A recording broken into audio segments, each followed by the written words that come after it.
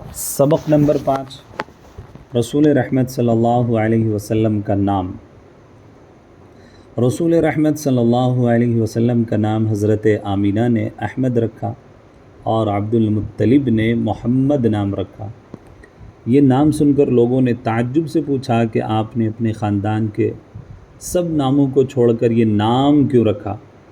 تو عبد المطلب نے کہا کہ میں چاہتا ہوں کہ آسمان پر اللہ تعالیٰ اور زمین پر اس کی مخلوق اس کی تعریف کرے۔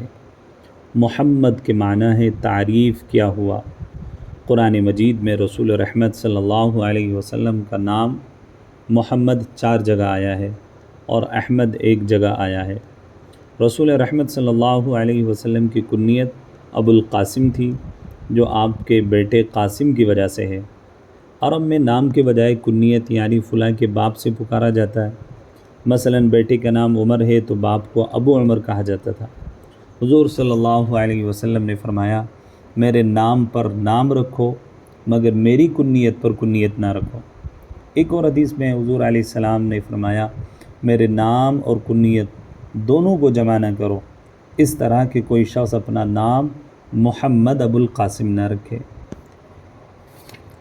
انشاءاللہ العزیز اگلا سبق اگلے ایپیسوڈ میں آپ کے سامنے آ جائے گا۔